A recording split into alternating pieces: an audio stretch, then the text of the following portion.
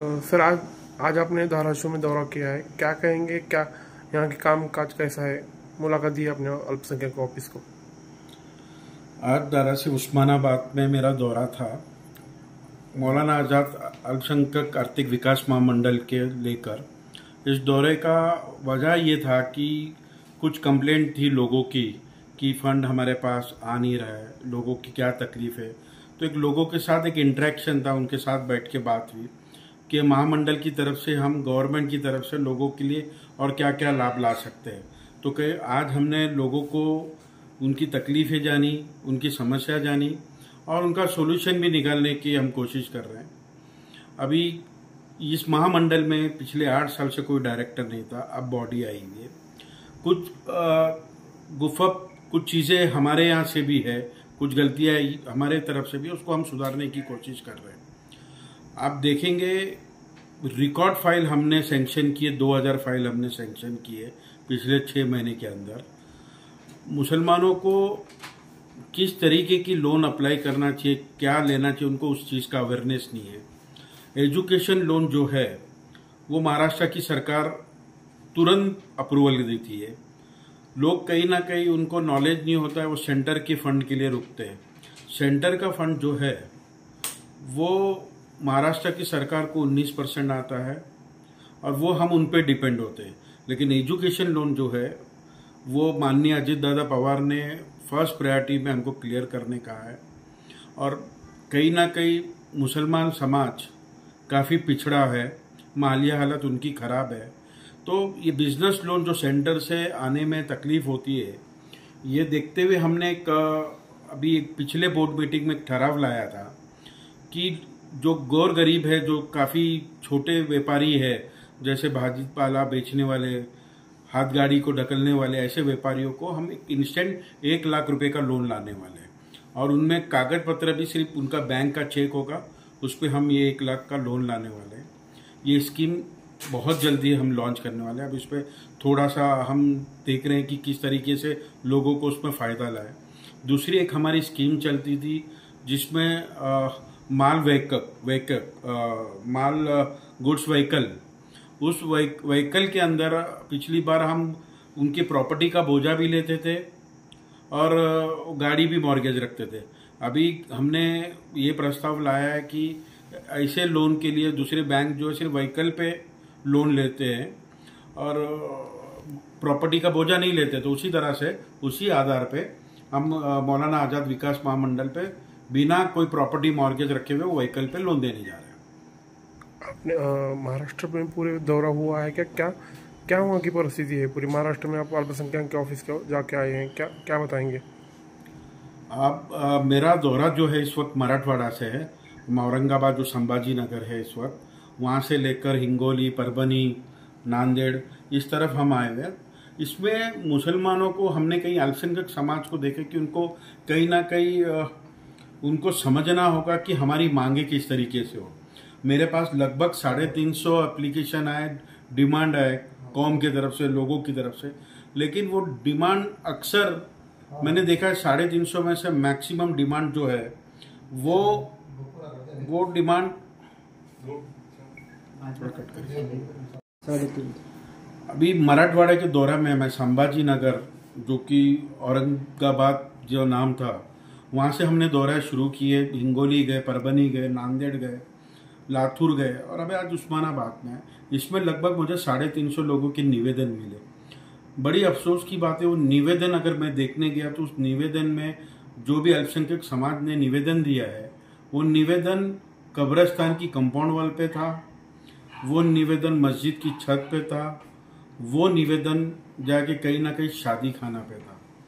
मुझे बड़ा अफसोस की बात है कि अल्पसंख्यक समाज एजुकेशन पे वो ध्यान और वो तवज्जो नहीं दे रहा है। कहीं ना कहीं मैंने लोगों से इंटरेक्ट किया है, मैंने एक छोटी छोटी सभाएं ली है, उनको समझाने की कोशिश किया है कि कौम को अगर आगे बढ़ाना है तो उसको एजुकेशन पे ध्यान देना होगा। और मुसलमानों की इस वक्त माली हालत इतनी ख़राब है, पिछले स्तर पे है कि वो 12वीं के बाद पढ़ ही नहीं पाता है, वो आगे बढ़ ही नहीं पाता है। तो कहीं ना कहीं कौम को हम गवर्नमेंट सिविल सर्विसेज जैसा यूपीएससी है, आईएएस की सर्विस हो गई, जुडिशरी हो गई। ये 3-4 ऐसे एजुकेशन है जिसमें हमारे को काफ़ी मेहनत करनी पड़ेगी।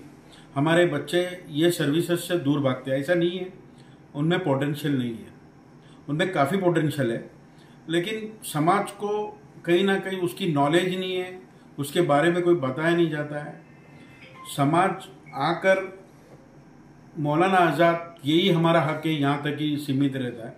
गवर्नमेंट की कई स्कीमें हैं, जैसी हर जिला में कलेक्टर को अल्पसंख्यक समाज को 15% निधि देनी होती है, हर महीने उनके साथ मीटिंग करनी होती है, और वो मीटिंगें होती नहीं है कलेक्टरों के साथ, कहीं ना कहीं वो अपने हक की चीज़ें मांगता नहीं है। तो हम समाज को ये भी समझा रहे कि आप कितने साल ये हिंदू मुस्लिम के झगड़े में फंसे रहोगे, आपको एजुकेशन के ऊपर काफ़ी ध्यान देना है। तो ये प्रॉपरली हम इनको ट्रेनिंग दे रहे हैं, और इस बार इस दौरा ये है। मराठवाड़े का दौरा किया ऐसा बता रहे हैं, मराठवाड़े के दौरे के अंदर कितनी एप्लीकेशन आए थे और कितनी एप्लीकेशन को सैंक्शन हुआ है अब तक?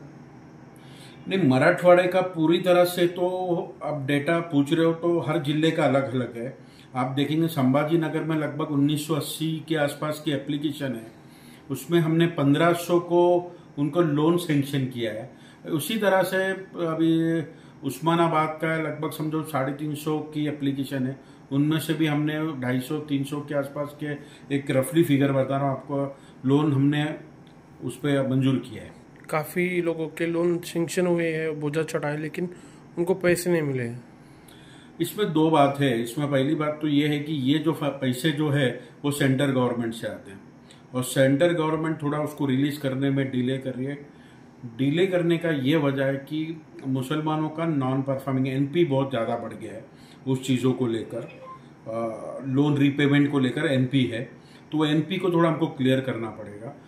ये हमारे बोर्ड की अंदर की बात है कि जो हम इस पर बहुत मेहनत कर रहे हैं, लेकिन अगर इसको हम दूसरी तरफ से देखते हैं तो दूसरे महामंडल जो है वो पुराने जो लोन है 15 साल 18 साल पुराने जो लोन है उसको उन्होंने वे ऑफ किया है, पूरी तरह से माफ़ कर दिया है। सिर्फ हमारा महामंडल है कि उस पर अभी वो कहीं ना कहीं कानून नहीं आया। हम कोशिश करेंगे कि जो पुराना जो डेप्थ लोन है उसको हम क्लियर किए कैसा करें करके, तो वो लोन हम क्लियर करेंगे। अभी महाराष्ट्र में अलग अलग जगह, महाराष्ट्र में या देश में अलग अलग जगह कुछ घटनाएं होती है जिसमें मुस्लिम समाज को टारगेट किया जाता है। ये सब नज़रिए को कैसा देखते हैं आप? नहीं, देखिए, ये तो बात सिर्फ महाराष्ट्र की नहीं, पूरे हिंदुस्तान की है। अगर आप इसको देखना चाहे तो मुसलमान के नाम के बिगड़ तो राजनीति नहीं हो सकती है। मुसलमान के नाम से सरकारें बनती है और मुसलमानों के नाम से सरकारें गिरती है। ये तो हमेशा से रहा कि डिवाइड एंड रूल, ये जो था दो समाज को लड़ाने का काम अंग्रेज नहीं करके गए, और जाते जाते ये एक नासूर है जो जख्म है हमको देके गया, और वो जख्म को हम कुरत के बड़ा कर रहे हैं। लेकिन इस पे ज़्यादा नहीं जाते हुए समाज को एजुकेशन की बहुत ज़रूरत है। अगर समाज एजुकेशन के ऊपर आता है, तालीम के ऊपर आता है, तो इस तरीके की बात नहीं करेगा।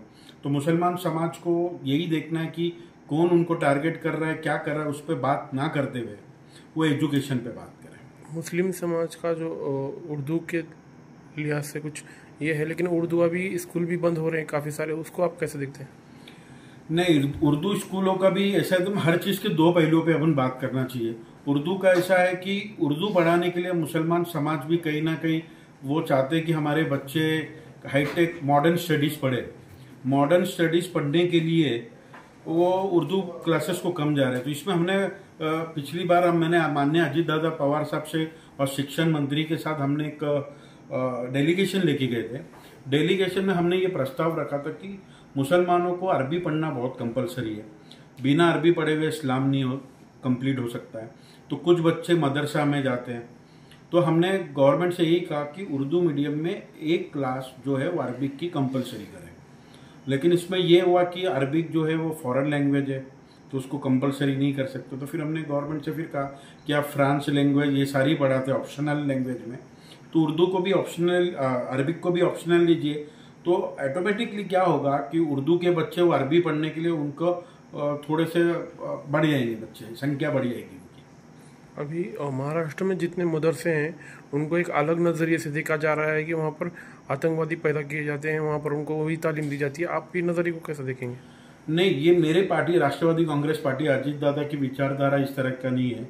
हम शिव शाह फुले और अब्दुल कलाम जी की विचारधारा पे चलने वाले हैं। मैं इसलिए कह रहा हूँ कि जो लोग मदरसा को बंद करने की बात करते हैं, माननीय अजीत दादा पवार ने उसी मदरसा को 10 लाख रुपए सेंक्शन किया है, लेकिन वो सेंक्शन 10 लाख रुपए इस शर्त पे है कि आप अपने बच्चों को मॉडर्न स्टडीज भी दीजिए। अगर उस मदरसा में मॉडर्न स्टडीज आती है, बच्चे उर्दू अरबी के साथ साथ इंग्लिश मराठी भी पढ़े, तो वो उनका फ्यूचर भी अच्छा होगा। तो हम तो प्रमोट कर रहे हैं 10 लाख रुपया देके, इंशाल्लाह आने वाले वक्त में वो निधि भी बढ़ाने की डिमांड करेंगे। उस्मानाबाद धाराशिव जिले के मुस्लिम नागरिकों को क्या आह्वान करेंगे आप? नहीं, मुसलमानों को, उस्मानाबाद धाराशिव के तो नागरिकों को मैं और यहाँ के खास करके यहाँ के जितने सोशल वर्क करने वाले लोग हैं उनसे एक ही चीज़ कहना चाहूँगा कि कुछ चीज़ें ऐसी है कि उसको कंक्रीट पे आप आगे बढ़कर उसको ख़त्म करिए, अंजाम तक जाइए। निवेदन देके उस बातों को ख़त्म नहीं होती है। अगर कोई जिस तरीके से समझो कोई हेड स्पीच देता है तो उसकी निवेदन देके नहीं ख़त्म होना चाहिए, उस पर FIR होना चाहिए। अगर FIR नहीं होती है तो कोर्ट में जाना चाहिए। आप निवेदन देके फोटो निकाल के और प्रेस में चल के ये काम तो बनेगा नहीं। तो मैं इधर के समाज को यही बोलूँगा कि कोई आपके ऊपर हेड स्पीच देता है या कुछ करता है तो उसके खिलाफ आगे बढ़िए। मौलाना आजाद देखेंगे हम इस पर टर्म लोन भी देते, बिजनेस लोन भी देते हैं, अभी व्हीकल लोन भी स्टार्ट करेंगे, और लेडीज बचत गट, इस पर हमारा डिस्कशन चल रहा है। तो आने वाले कुछ 5-6 महीने में काफ़ी बदलाव दिखेगा। पुराने प्रीवियस मैनेजमेंट में थोड़े से इश्यूज है, पुराने जो हम ऐसे हैं कि पुराने में बहुत सारे लोगों ने अप्लाई किया हुआ है मगर अब तक उनको उसका कोई भी लाभ नहीं मिला है। तो इसके आगे क्या वो एप्लीकेशन करने के बाद लाभ मिलेगा उनको? एप्लीकेशन आप पुराने की बात करो कि नए एप्लीकेशन? पुराने की तो नहीं हो पाया अब तक किसी का भी। बहुत सारे लोग इससे परेशान हैं। बहुत सारे लोगों ने बता भी दिया कि हमने बहुत बार ट्राई किया मगर इससे हमको कोई भी फ़ायदा नहीं मिला है। तो इसके आगे अगर कोई बिजनेस लोन के लिए या जो भी आपने बताया उसके लिए एप्लीकेशन करते हैं तो उनको इसका फ़ायदा मिलेगा क्या? नहीं, थोड़ी आपकी जानकारी गलत है इसमें। ऐसा है कि माननीय अजीत दादा पवार और हमारी पार्टी का ये सोच ये है कि हर एक समाज के पास उसकी जो तकलीफ है उसको हम किस तरीके से दूर करें। मौलाना आज़ाद विकास महामंडल में हमको निधि सेंटर से आती है, जो कि समझो अगर 1000 फाइल की निधि आती है हमारे पास, तो अब तक के हमारे पास 2-2.5 हज़ार फाइल आ चुकी है। वो निधि थोड़ी सी ज़्यादा मंजूर हो गई है, तो एक्स्ट्रा मंजूर होने की वजह से उसको थोड़ा डिले हो रहा है, क्योंकि सेंटर से हमको फंड 19% आता है। और मैंने जैसा आपसे पहले भी कहा कि थोड़ा सा NP अकाउंट ज़्यादा है, जो लोगों ने लोन लिया उसको पे नहीं करने की वजह से कहीं ना कहीं हमको सेंटर में वो दिक्कत हो रही है। तो हम सेंटर को भी समझा रहे हैं कि ये पुराने फंड है जिसको हमको राइट ऑफ करना पड़ेगा, या किस तरीके से हम इनको वन टाइम सेटलमेंट दे, क्योंकि बहुत लोग पैसे भरना भी चाह रहे हैं, हमारे पास वन टाइम सेटलमेंट की स्कीम नहीं है। तो ऐसे कुछ स्कीमें को हम लाना चाह रहे हैं कि दोनों तरफ से हमारे महामंडल से भी कुछ चीज़ें तकलीफ की है, और कहीं ना कहीं पब्लिक को भी ये समाज को समझना पड़ेगा कि ये महामंडल उनकी भले की चीज़ है। अगर आप कुछ लोन लेते हो तो आप दूसरे बच्चों का भविष्य ना खराब करते हो, लोन को पेमेंट देना चाहिए। महाराष्ट्रातील ताज्या बातम्या पाहण्यासाठी आमच्या YouTube चॅनेलला सबस्क्राईब करा। इंस्टाग्राम आणि फेसबुकवर हा व्हिडिओ पाहत असाल तर फॉलो करायला विसरू नका। धन्यवाद।